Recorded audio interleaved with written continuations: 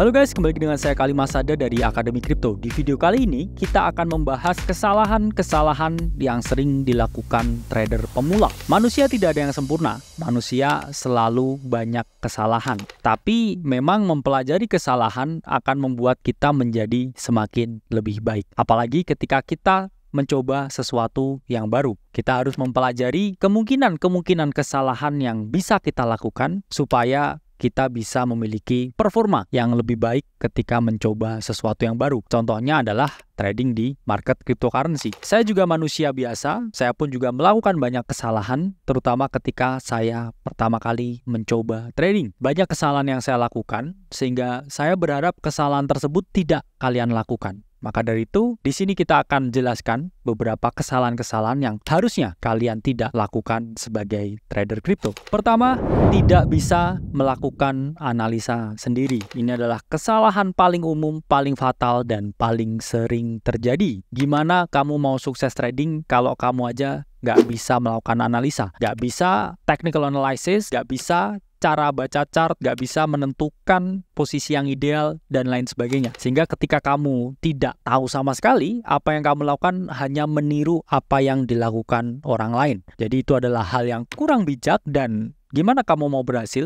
Karena memang trading ini adalah game yang sangat sulit dimainkan. 97% trader itu gagal. Sehingga trading ini juga sama seperti profesi-profesi lain. Seperti penyanyi, seperti dokter, seperti pengacara, bahkan seperti pemadam kebakaran. Mereka membutuhkan latihan bertahun-tahun, membutuhkan sertifikasi khusus, membutuhkan jam terbang yang tinggi, hingga mereka expert di bidang masing-masing. Begitu juga dengan trading. Jadi kalau teman-teman trading, tapi teman-teman nggak tahu cara baca chart, itu persis kayak penyanyi yang nggak tahu tangga nada. Atau misalkan dokter yang nggak bisa baca hasil ronsen. Itu sangat fatal. Jadi teman-teman harus belajar mengenai cara membaca chart, cara memahami technical analysis, fundamental analysis, narrative analysis, yang mana bisa teman-teman lihat dari video-video kita sebelumnya yang udah kita jelaskan, atau teman-teman yang suka baca bisa baca buku kita Crypto Trading Guide yang ada di bawah ini.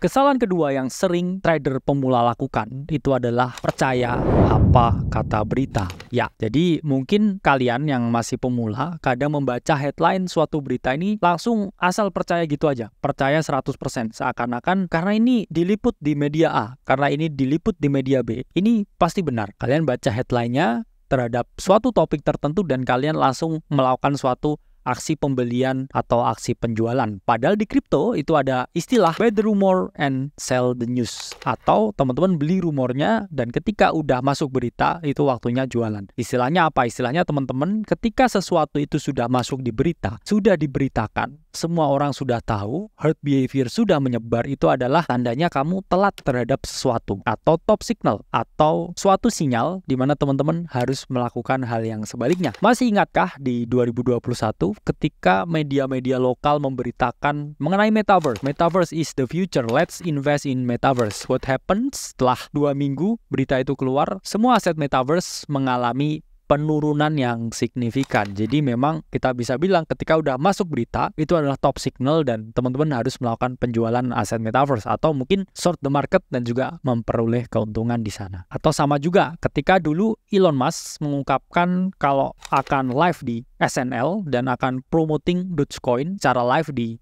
televisi Amerika, itu pasti banyak pemula yang berasumsi bahwa harga itu akan naik ketika Elon Musk melakukan live di SNL. Yang terjadi justru sebaliknya.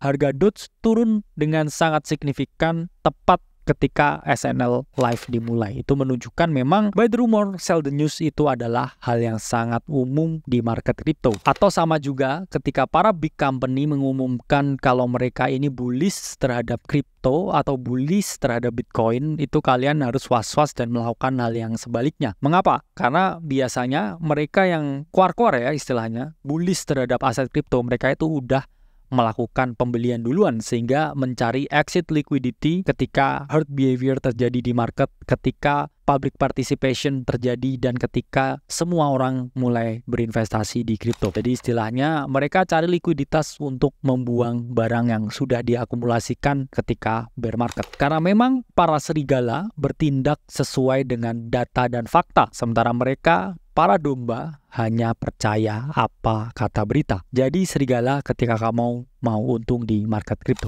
Ketiga, suka mencari pembenaran. Percaya tidak percaya, market itu adalah tempat yang paling demokratis. Ketika kita benar, kita akan di-reward dengan keuntungan. Tapi ketika kita salah menentukan sesuatu, kita akan memperoleh kerugian ya. Punishment-nya itu adalah kerugian. Dan kita akan memperolehnya saat itu juga. Ketika kamu memprediksi harga Bitcoin ini akan naik dan kamu melakukan pembelian, kamu akan memperoleh keuntungan saat itu juga. Tapi ketika kamu melakukan penjualan, ketika market mau rally, itu kamu juga akan memperoleh kerugian saat itu juga. Jadi market itu tempat yang sangat demokratis, saking demokratisnya yang bisa disalahkan itu hanya kamu sendiri. Kenapa? Karena kamu sendiri yang pencet tombolnya. Jadi jangan cari justifikasi dengan menyalahkan orang lain, menyalahkan analisa orang lain karena kamu mengalami kerugian investasi. Sama persis ya ketika kita dulu alert render atau RNDR, yang mana banyak teman-teman yang panik ketika render sempat koreksi 20%. Padahal dari kita call itu udah naik ratusan persen. Tapi ada teman-teman yang FOMO ya, kemudian melakukan pembelian di saat yang kurang tepat dan market koreksi 20%. Itu paniknya sangat luar biasa dulu.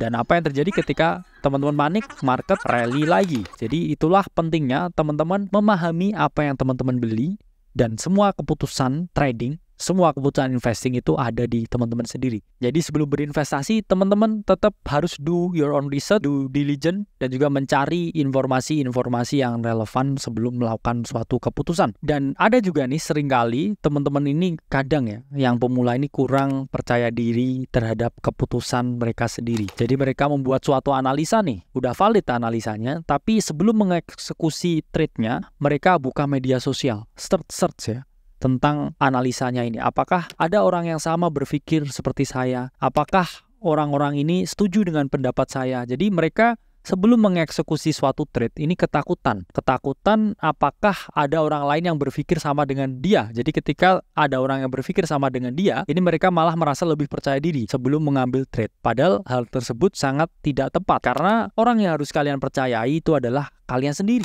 Karena itu adalah portofolio kalian sendiri, itu aset kalian sendiri, sehingga hanya kalian sendiri yang bisa bertanggung jawab terhadap segala keputusan yang kalian lakukan. Karena memang market tempat yang adil, market adalah hakim satu-satunya yang bisa mempanis atau mereward analisa yang teman-teman lakukan. Keempat adalah terlalu percaya diri. Mungkin poin ini sedikit kontradiksi dengan poin ketiga, di mana di poin ketiga kita ungkapkan teman-teman harus percaya ke diri sendiri. Ya memang percaya diri boleh, tapi terlalu percaya diri itu nggak boleh. Karena seringkali ketika kita terlalu percaya diri, kita mengesampingkan margin of error dari segala keputusan yang kita ambil. Padahal memang keputusan apapun itu pasti ada errornya, pasti ada salahnya. Dan memaklumi adanya suatu kesalahan itu menunjukkan bahwa kita adalah manusia. Jadi teman-teman tetap harus siap ada suatu potensi kesalahan dari setiap keputusan yang teman-teman ambil. Karena kadang nih para trader pemula 90%-nya ini selalu merasa overconfident karena di market ini ada beginner's luck istilahnya. Jadi kamu mungkin 1 tahun trading pertama itu semua analisa yang kamu lakukan tuh benar. 1-2 tahun tuh benar. Kemudian di tahun kedua sampai tahun keempat ini biasanya teman-teman diuji ketika dinamika market berubah, ketika strategi teman-teman harus dirubah, dan juga emosional teman-teman mulai terganggu dengan keadaan-keadaan atau perubahan-perubahan yang sangat cepat tersebut. Sehingga banyak yang setelah tahun kedua itu justru memperoleh kerugian sampai tahun keempat. Tapi ketika kamu berhasil survive lebih dari tahun keempat, kamu akan survive seterusnya untuk bisa trading. Jadi teman-teman tetap pahami kalau error itu pasti terjadi dan market itu tempat yang sangat dinamis, sehingga teman-teman harus terus belajar dan juga terus berkembang sesuai dengan dinamika market yang ada. Oke guys, jadi itu 4 kesalahan trader kripto pemula yang sering terjadi, dan saya harap kesalahan-kesalahan tersebut tidak terjadi di kalian, sehingga di bull market yang akan datang ini teman-teman bisa memanifestasi semua kenaikan harga aset kripto dan teman-teman bisa cuan maksimal. Saya Kali Masada dari Akademi Kripto, sampai berjumpa di video selanjutnya.